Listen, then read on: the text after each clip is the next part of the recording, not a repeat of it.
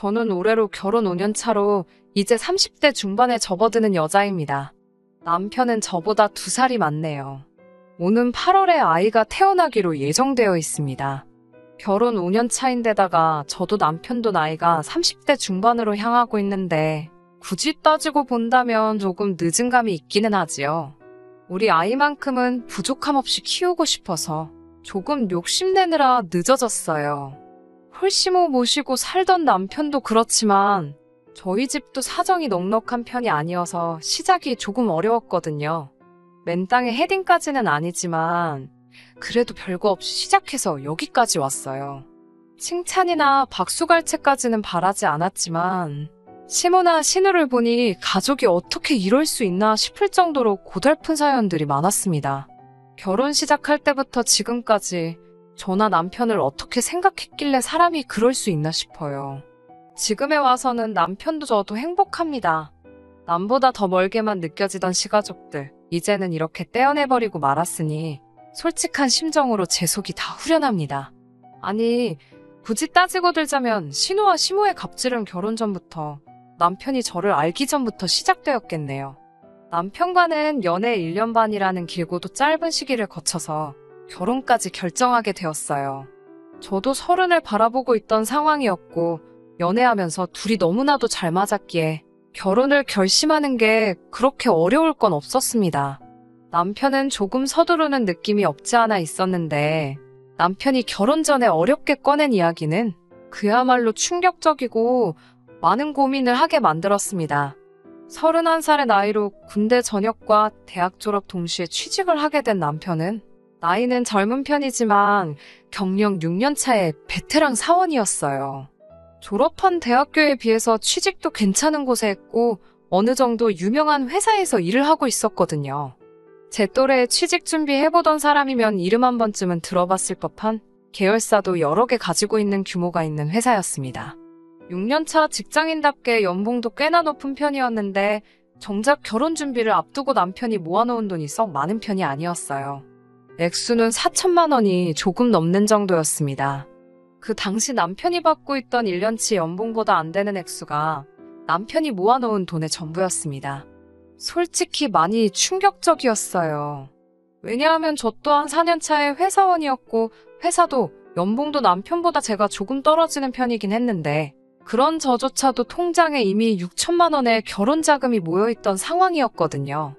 그렇다고 해서 연애하는 동안 제가 봐온 남편의 모습 중에서 과소비를 한다거나 소비에 있어서 절제를 못한다거나 비계획적인 지출을 한다거나 쓸데없는 데다가 돈 쓸 사람은 아니었거든요.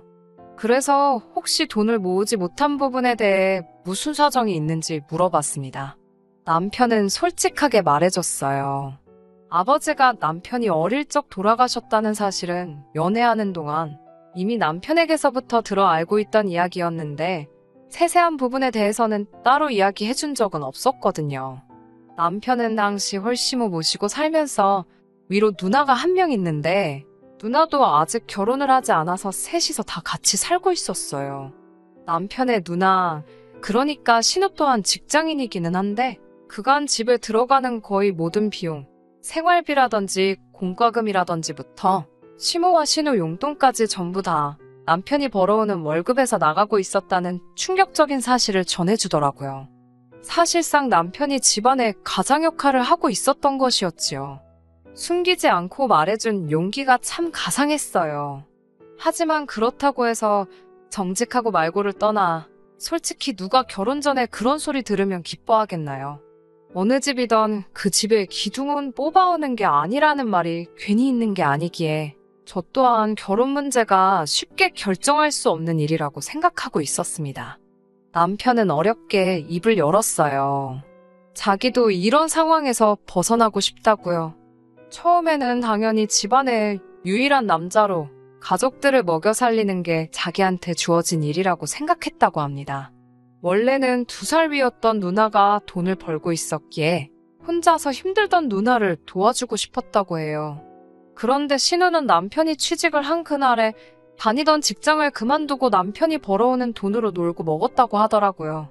신우도 재충전에 시간이 필요하다 생각했던 남편은 딱히 다른 말은 하지 않았고 혼자 가족들 벌어먹이느라 힘들었지만 2년 정도 후에 누나가 직장을 다시 구하면서 한숨 돌릴 수 있을 줄 알았다고 하네요. 그런데 신우는 자기가 버는 돈은 자기가 버는 돈이고 생활비며 여러 비용들을 계속 동생인 남편한테서 받았었다고 해요. 남편이 달리 불만을 가지고 살지는 않았는데 저에게 청혼을 했던 그 초에 신우가 자기 명의로 아파트를 하나 사게 되면서 생각을 고쳐먹게 되었다고 합니다. 서울 변두리에 있는 오래된 아파트이긴 하지만 자기는 6년이란 긴 시간을 일하면서 취미라고 할 만한 것도 가지지 못하고 죽어라 일만 했는데도 통장에 남아있는 돈이 한 푼도 없었다고 하네요. 그때 남편은 이 생활을 청산하고 가족으로부터 독립을 해야겠다는 생각을 하게 되었다고 합니다. 현실에서부터 달아나기 위해 저랑 결혼을 결심한 건 절대 아니고 저랑 함께라면 그 어떤 힘든 일도 이겨낼 수 있을 것 같다며 저를 향한 마음은 진심이라고 전해왔어요. 그런 사정을 저한테 거짓으로 말하고 가족들 뒷바라지 하고 있던 사실 또한 저 모르게 다른 변명으로 둘러댈 수도 있었는데 모든 걸 사실대로 말해준 걸 보니 남편의 진심이 느껴졌어요. 더 이상 가족들의 기둥이자 지갑으로 살지 않겠다는 말에 확신이 느껴져서 결국 저도 결혼을 하기로 결정을 하게 되었네요. 이래저래 해서 결혼 비용을 최소화하는 식으로 해서 돈을 좀 아끼기로 했어요. 그래도 좋은 사람들을 만나서 여기저기서 도움받아가면서 비용을 많이 줄일 수 있었네요. 결혼식 비용을 아낀다고 상황이 여유로운 건 결코 아니었지요. 둘이 합쳐 1억으로 서울 어디에 집을 구하겠어요. 말씀드린 대로 저 또한 친정에서 어떠한 지원도 바라기 힘든 와중에 아무리 남편이 여태껏 가장 역할을 하며 집안의 기둥 역할을 했다고 한들 상황 뻔히 알고 있는데 시댁 쪽에서 돈을 좀 더 해올 수 없다는 것도 잘 알고 있었습니다. 한참 대출도 알아보고 이래저래 백방으로 조금이나마 아껴보려 발품 손품 팔아가며 알아보고 있는데 신우와 시모가 저희 좀 보자고 할 이야기가 있다고 해서 자리를 만들었어요. 약속 장소에서 시어머니가 너희들 집을 구하고 있는데 돈도 모자라고 여러모로 애로사항이 많다고 들었다고 먼저 말을 꺼내시더라고요. 뭐 얼마를 지원해주겠다 하는 말은 기대도 안 했는데 저희가 고생하고 있다는 걸 알아주시니 남편도 시어머니의 그런 반응을 예상 못했는지 조금 놀라는 분위기였습니다. 이윽고 신우가 입을 열더니 자기가 자가로 아파트가 있는 건 알지 하며 말을 꺼내더라고요. 남편한테는 신우가 자가로 집을 가지고 있는 게 영린 같은지라 조금 심기가 불편한 표정이었어요. 남편한테서 생활비며 뭐며 다 뜯어내서 산 거나 마찬가지인 집이잖아요. 신우가 이어서 말을 하기를 자기는 그 집이 위치도 그렇고 출퇴근하는데 거리도 그렇고 해서 그 집에는 세를 주고 있는 상황이라 말해주더군요. 그런데 이번에 세입자가 나가게 되면서 새로 세입자를 구해야 하는데 너네가 들어가 살 생각이 있느냐 묻더라고요. 남편 자존심도 생각해야겠지만 더할 나위 없이 좋은 이야기 듣던 중 반가운 소리였지요. 남편도 한 수 접고 누나가 그렇게만 하게 해주면 고맙지 하면서 조금 숙이고 들어가더군요. 신우는 앞뒤 다 잘라먹고 그러면 너네가 들어가 사는 걸로 하고 하면서 전세금 이야기를 꺼냈습니다. 저는 당연히 동생 일이고 그 아파트도 사실 동생 덕분에 자가로 구한 거나 마찬가지니 시세보다 더 싸게 해주겠다고 꺼낸 이야기인 줄 알았는데 그게 아니더군요. 오히려 시세보다 훨씬 더 높은 가격을 부르는 거예요. 한다는 말이 신혼부부 전세금 대출이 이자가 싸지 않냐면서 신우가 지금 알아보고 있는 아파트가 한 채 더 있는데 자기가 대출을 받으려면 이자가 비싸니 저희 보고 대출을 받아오라는 뜻이었어요. 남편이 어이없어 하면서 우리가 지금 한 푼이라도 더 아껴보자고 알아보고 있는 거지. 예산을 훌쩍 뛰어넘으면서까지 그 집에서 살 이유는 없는 것 같다고 딱 잘라서 거절을 했습니다. 신우가 약이 잔뜩 올라서 하는 말이 저희가 도와주기만 하면 자기가 아파트를 한 채를 더 할 수가 있는데 누나가 돈 벌자고 하는 이야기인데 동생인 너가 그렇게 나오면 어떡하냐면서 열을 내더라고요. 더럽고 치사하게 나오는 게 누군데 오히려 저희한테 역정을 내면서 짜증을 부리더라고요. 시모도 나서서 남편 보고 이자 싸게 돈 좀 해오라고 가족끼리 서로 도와야지 않겠냐고 하는데 말이 가족끼리 서로 돕자는 거지. 일방적으로 저희가 희생을 하라 강요하는 소리였어요. 남편도 저한테 했던 말이 있으니 굴하지 않고 그렇게 할 생각 없다고 단호하게 나오니 신우가 이내 잠잠해지더니 알겠다고 하나뿐인 동생 위해서 자기가 손해좀 감수를 하겠다고 나오더라고요. 그런데 전세금도 매물 나와 있는 거에 비해 별반 차이 없는 금액을 말하면서 싸게 들어와서 살게 해주는 대신에 조건이 있다면서 말도 안 되는 요구를 하기 시작하는 겁니다. 자기가 잘 아는 업체 알아봐 놓은 데가 있다고 저희가 새들어 살다가 인테리어를 싹 다 새로 해놓고 나가기만 하면 된다고 하는 거예요. 그러면서 견적이라고 말하는데 2년 내로 하면 지금 내놓은 견적 그대로 해주기로 했다고 3천만 원만 따로 모아놓으라는 거예요. 속이 훤히 보이더군요. 저희가 나가게 돼서 세를 다시 주거나 아파트를 팔거나 하려면 구축 아파트라고 해도 내부 인테리어를 새로 해놓은 게 더 유리하니 그 비용을 저희 보고 내라고 하는 거였지요. 끝까지 독립해서 이제 자기 인생 찾겠다는 동생한테서 마지막까지 한 푼이라도 더 뜯어먹을 생각밖에 없는 거예요. 남편도 결혼하면서 이제 생활비도 더 줄 수가 없다 이미 말을 했다고 하니 신우랑 시모도 이번이 마지막 기회라고 생각했는지 마지막 한 방울까지 다 짜내서 털어먹으려는 계획을 가지고 있던 겁니다. 그러는 와중에 언성이 높아지고 조금 다투는 식으로 이야기가 오고 가게 되었습니다. 여태 내가 벌어온 돈에 빌붙어서 산 집 아니냐. 어차피 그 집은 전세로 들어가도 우리 예산을 초과해서 그 돈 내고 전세로 들어갈 생각도 없다 하고 못을 박았어요. 하물며 2년 살고 3천만 원 들여서 인테리어 새로 해주고 집을 빼줄 생각도 없다고. 3천만 원이 누구 집 개 이름도 아니고 차라리 월세를 살아도 그거보단 싸게 먹히겠다고 하면서 신우 시모와 대판 싸우게 되었지요. 결국 시모와 신우와는 더할 이야기도 없었고 연을 끊고 사내어 어쩌네 하면서 헤어지게 되었습니다. 가족끼리 연을 끊겠다는 말이 남편에겐 상처일 법도 했는데 오히려 이렇게 된 게 후련하다고 하면서 저한테도 크게 마음 쓰지 말라고 이야기를 해주더라고요. 겉으로는 아무렇지 않은 척 하지만 속은 말이 아니겠구나 싶었습니다. 그렇게 저희는 결혼을 하게 되었어요. 결혼식도 스몰 웨딩보다도 훨씬 더 조촐하게 했습니다. 어차피 시모와 신우가 연을 끊겠다며 결혼식도 불참하겠다 선언을 했거든요. 신혼집은 교통도 불편하고 집도 오래된 빌라였지만 저희 형편 안에서 가장 좋은 조건으로 구해서 들어갔어요. 어차피 맞벌이 부부였고 둘 다 같은 목적을 가지고 있었으니 그 생활이 힘들거나 하지는 않았습니다. 자녀 계획은 조금 미뤄지게 되었지만 돈도 수월하게 모을 수 있었고요. 더 나은 삶을 위해서 힘든 것도 있고 열심히 노력했지요.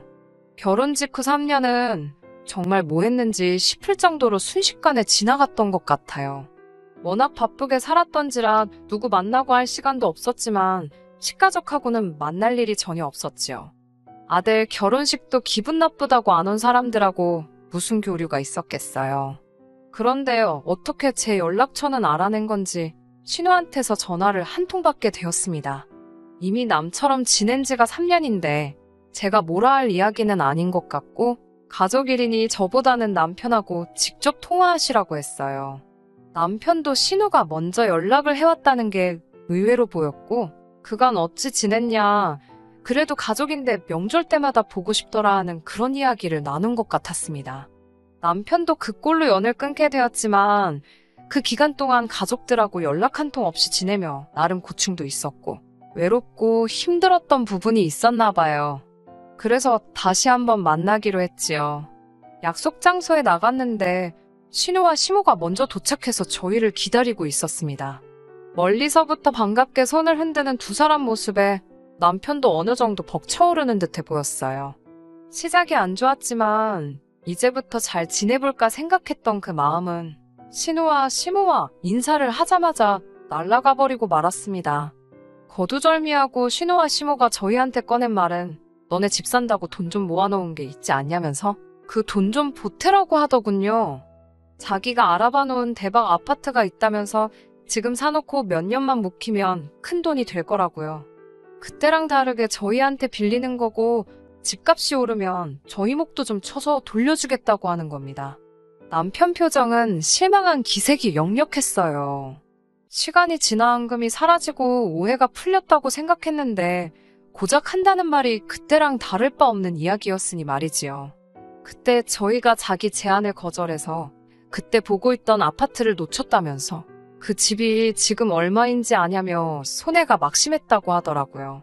돈이 없어 못 산 걸 가지고 저희 때문에 손해를 봤다는 말부터 시작하니 무슨 기대를 하고 이 자리에 나왔나 싶었습니다. 아무튼 그때 저희 때문에 손해본 것도 있지만 다 용서해주겠다면서 이번에는 두 번은 오지 않을 기회이니 가족의 일원으로서 동참하라고 하는 거예요. 영끌을 하려는데 대출받을 곳도 없고 하니 영 끊고 지내던 저희들 돈이 필요해서 불러낸 주제에 뭐가 저리 뻔뻔한지 싶었습니다. 이런 이야기 하려고 부른 거면 그냥 여지껏 그랬던 것처럼 영 끊고 지내자고 하고 남편은 자리에서 일어났어요. 신우는 어떻게든 돈을 마련해야 했는지 그러면 너네 어차피 집 사야 되지 않냐면서 자기는 돈이 필요하니 자기 명의 아파트라도 사가라고 하더라고요. 남편도 나름 지푸라기라도 짚고 싶은 심정이었을 것 같네요. 이러나 저러나 저희가 이제 집도 알아보고 싶었고 신우가 돈이 필요해서 급매로 내놓는 집일 테니 조금 싸게라도 해주면 신우는 필요한 돈이 생기는 거고 저희도 적당한 집을 구할 수 있는 거고 가족 간의 불화도 해결되지 않겠나 하는 기대였나 봐요. 마지막이다 하는 심정으로 남편이 얼마에 해줄 건데 하고 물었는데 역시나 우리 신우 그냥 넘어가는 법이 없었네요. 워낙 오래된 아파트고 위치도 위치인데다가 단지도 작아서 재개발 이야기가 10년도 전부터 있던 곳인데 아직도 재개발 소식이 없어서 서울 집값이 그렇게 오르던 와중에도 집값이 변동이 전혀 없는 아파트였어요. 그런데 신우가 그 아파트 가만 냅두기만 해도 10억까지 올라갈 아파트라고 하면서 3억짜리 아파트를 저희 보고 5억에 가져가라고 하더군요. 몇 년만 지나면 저희들 앉아서 5억을 버는 거라고 하면서요. 남편이 자기가 무슨 기대를 한 건가 싶은 표정을 지으면서 누나 지금 미쳤냐고 제정신이냐고 한마디 하더라고요. 세상 어느 멍청이가 3억에 매물이 몇 개나 있는 아파트를 5억을 주고 사가겠냐고 하면서 제발 정신 좀 차리고 내 돈 털어먹을 생각 좀 하지 말라고 일침을 날리는데 제 속이 다 후련하더라고요. 급전이 필요하면 시세보다 싸게 파는 게 당연한 거 아니냐고 동생이라고 어떻게 한 푼 뜯어낼 생각하지 말고 엄마도 누나도 정신 차리고 사람답게 살라 말하고 자리에서 일어났습니다. 돌아가는 저희 뒤에다 대고 진짜 연을 끝내 어쩌네. 너 같은 놈은 가족도 아니네 하면서 소리를 지르는데 들은 척도 안 하고 집으로 돌아왔어요. 남편도 이제 더는 아쉬울 것도 없는지 세상 후련하다고 하면서 앞으로 우리 잘 될 생각만 하자고 가족들 정 때문에 잠깐 흔들린 모습 보여줘서 미안하다고 사과하며 다짐을 했습니다. 그리고 작년 늦가을에 남편과 제 명의로 드디어 아파트를 구하게 되었어요. 위치가 살짝 아쉽긴 하지만 거의 무일푼으로 시작해서 5년 만에 두 사람의 힘으로 이뤄낸 쾌거라고 생각해서 정말 기뻤네요. 저희가 전문 기술자는 아니지만 이리저리 알아봐서 내부도 직접 고치고 저희들 보금자리를 만들었네요. 겹경사로 이사와 동시에 아이도 생기게 되었고요. 정말 너무 행복했지요. 그리고 새해가 밝고 얼마 지나지 않아서 또 그동안 연락 한 통 없이 지내던 시가족들한테서 연락이 왔어요. 우리가 한 번 속지 두 번은 속지 않는다고 저희 잘 지내는지 궁금해서 연락했다는 말에 시큰둥하게 대답했습니다. 또 말도 안 되는 이유로 우리한테 한 푼이라도 뜯어갈 생각이겠거니 했지요. 소식은 어디서 들었는지 집 샀다는 이야기 들었다며 축하를 해주면서 이제 명절인데 가족끼리 한번 뭉쳐야지 않겠냐고 하는 겁니다. 사뿐히 무시해주고 있었는데 설 당일날 우리 집은 어떻게 알고 찾아왔어요. 남편이 그나마 외삼촌 한 분하고는 연락을 하고 지냈는데 삼촌 통해서 수소문해서 찾아왔다고 하더라고요. 그런데 시무랑 신우가 몰골이 말이 아니었어요. 그동안은 집 보러 다닌다고 절대 후줄근하게 하고 다니던 사람들은 아니었는데 말입니다. 살도 좀 빠져 있었고요. 근처 마트에서 집들이 선물이랍시고 휴지도 사오고 했더라고요. 남편이 여기는 왜 왔냐고 날이 잔뜩 서 있는데 그 몰골을 보니 그냥 보내기도 그래서 들어오라고 했지요. 집을 둘러보더니 잘해놓고 산다고 보기 좋다고 하면서 웬일로 가족 같은 말을 건네주더라고요. 또 무슨 어이없는 투자권유를 하며 우리 돈 빼먹을 생각을 하려나 했더니 이번엔 투자권유가 아니었어요. 대뜸 자기들 좀 살려달라고 빌기 시작하대요. 이야기를 듣자 하니 2년 전에 저희한테 아파트 새로 하나 알아놨다고 돈 내놓으라고 했던 그 아파트 있잖아요. 신우명의 아파트는 팔아서 자본을 만들고 시어머니 집도 담보로 대출받고 여기저기서 있는 대로 연끌을 해가지고 기어이 그 집을 샀나 봐요. 그런데 이번에 부동산 대란이 오면서 그 집은 신우랑 시모가 그 당시에 연끌했을 때보다도 가격이 폭락을 했답니다. 그런데 이자는 이자대로 나가고 있고 두 사람 벌이로 도무지 그 이자조차 감당할 수 있는 수준이 아니라는 거예요. 신우도 시모도 그 이자 감당하겠다고 투자까지 뛰고 있는데도 택도 없다고 합니다. 집은 금매로 내놓긴 했는데 누가 사가는 사람도 없나 봐요. 그 집이 정리되는 대로 빚잔치하고 저희 돈도 다 갚을 테니까 팔릴 때까지 이자 내는 것 좀 도와달라고 거의 바짓가랑이라도 붙잡을 기세로 제발 좀 도와달라고 울부짖더라고요. 목소리 떵떵거리던 양반들이 저 자세로 나오니까 솔직히 마음이 조금 그랬는데 남편이 그동안 쌓인 게 많았는지 일침을 놓더라고요. 누나나 엄마가 내가 가족들 도움 필요로 할 때 뭐 하나 도와준 적이 있느냐면서 어떻게든 나한테 한 푼이라도 더 가져갈 생각만 하던 사람들이 이제 와서 도와달라고 하면 자기가 도와주겠냐고요. 집들이 선물이라고 사온 휴지를 던지면서 이 휴지가 내가 첫 직장 취직하고 나서 처음으로 누나랑 엄마한테 뭐 하나 받아보는 거라고 만약에 생각했던 대로 투자가 잘 돼서 떼돈을 벌었으면 지금 이 자리에 나를 찾아오기나 했겠냐 하면서요. 그때 내가 내 돈 투자해서 날려먹었으면 어떻게 할 생각이었냐고. 이렇게 된 거 다 자업자득이지 않냐며 일 없으니 제발 가라고 엄마나 누나나 제발 염치 좀 챙기고 살고 이제 진짜 두 번 다시 우리 앞에 나타나지 말라고 속 시원하게 한마디 하더라고요. 얼마 전에 연락이 왔어요. 어떻게 신우랑 시모는 그 아파트를 정리하기로 했나 보더라고요. 손해가 막심했지만 그래도 다행인 건 빚은 남지 않았나 봐요. 아직 시어머니 집이 있으니 두 사람 빚 없이 지낼 곳도 있고 사는데 지장은 없을 건가 봐요. 신우랑 시모가 눈물로 용서를 구하고 앞으로 두 번 다시 돈에 관련된 이야기는 하지 않겠다고 다짐을 하는데도 남편은 단호하게 그냥 거리 두고 지내자고 못을 박더라고요. 남편은 가족과 완전히 등지게 되었으니 마음 아픈 일이겠지만 이미 5년을 연을 끊고 살았는데 어느 정도 이겨낸 것 같아 보이더라고요. 사람 쉽게 변하지 않는다고 지금이야 마음고생이 끝났으니 저럴 수도 있는 거고 아직 완전 쫄딱 망한 게 아니니 또 무슨 건덕지만 생기면 안 좋은 일로 얽히게 생겼으니 그냥 이렇게 있어도 문제 없다고 그냥 앞으로 우리 인생에만 집중하고 행복하게 살자고 하더라고요. 10년간 속에 삭혀만 두고 담아두고 있던 말을 했으니 남편 속이 얼마나 후련했을까 싶어요. 저도 제가 나서서 남편과 시어머니, 신우 사이를 이어주거나 하지는 않으려고요. 다른 사람도 아니고 자기 가족들 문제니 해결할 생각이 있으면 남편이 어련히 알아서 잘하겠지 믿음이 가네요. 남의 집 기둥은 뽑아오는 거 아니라고 해서 걱정했는데 괜한 걱정을 했던가 봐요. 저희는 새 보금자리에서 곧 태어날 아이와 함께 행복하게 살 계획입니다. 끝까지 들어주셔서 감사합니다. 오늘의 사연은 여기까지입니다.